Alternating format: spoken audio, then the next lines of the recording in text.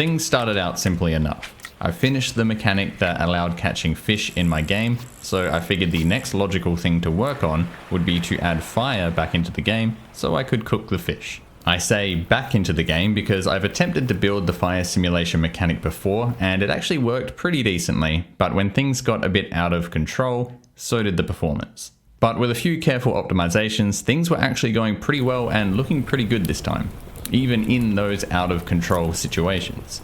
The general idea is that, as with most things in the game, I wanted to take a simulation approach rather than just say something like place campfire. It's the same with the fishing system. The hook doesn't just sit in the water and randomly catch fish. The fish are actually out there living in the water and you can target them to hook them. You reel them in with simulated physics whilst the fish is trying to get away, and then you can go and pick up your fish. And now if you want to create a fire, you would go grab some tinder and small fuel. You could light the tinder quite easily with your lighter. You can use that tinder to light your small fuel. You can use that small fuel to catch the larger fuel on fire, and then you've got yourself a campfire.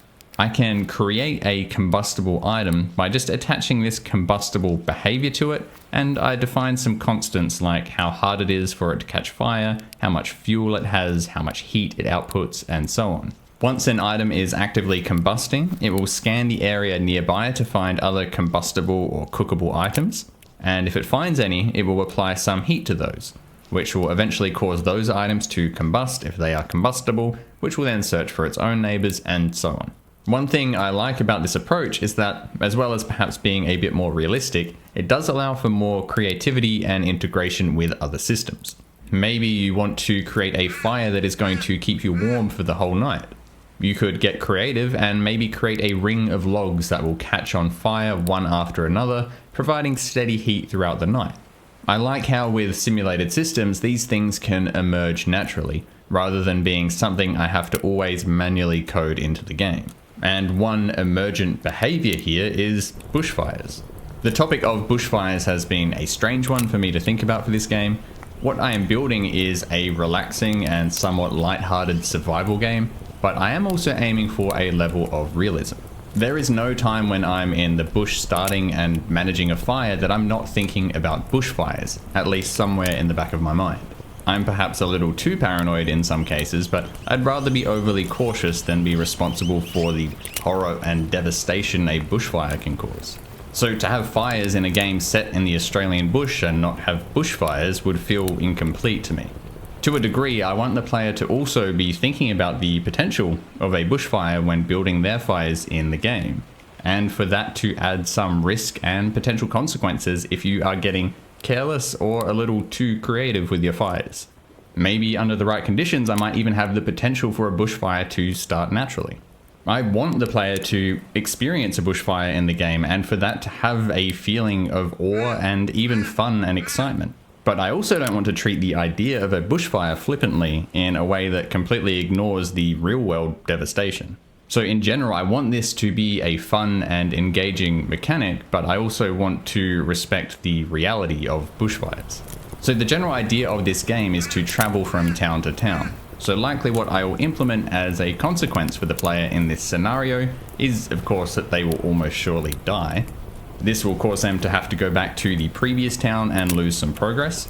On top of that, the environment will remain destroyed up to the next town, making survival more difficult, and the next town will also be destroyed by the fire, which will remove your ability to gain bonuses from that town, and also potentially provide some narrative opportunities from the locals who were affected by the fire. Again, I don't want this to be too realistic and grim. It's a game after all, but I think there is a nice balance that can be struck here.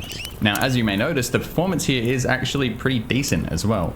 Although the performance does still drop a bit in this scenario, I did manage to get things to run pretty smoothly, at least smooth enough to be playable, and I think players generally aren't going to be surprised by a bit of lag in these sorts of situations where every item in the entire game is on fire. Mostly the optimizations I made here was to focus on making sure the emitters for flames turn off that aren't near the player, making sure only the flames near the player have shader effects like the lighting and orange glow applied. And I've shrunk down the chunk sizes so there are less items in general. Basically, I'm not wasting a bunch of CPU and GPU power on stuff that isn't even on the screen. And you can actually cook that fish now too. It's just best to keep the fire size manageable. So if this game looks interesting to you, please go ahead and wishlist it or subscribe here. It helps a lot even just to know that there's at least some people out there who are interested in seeing where this goes.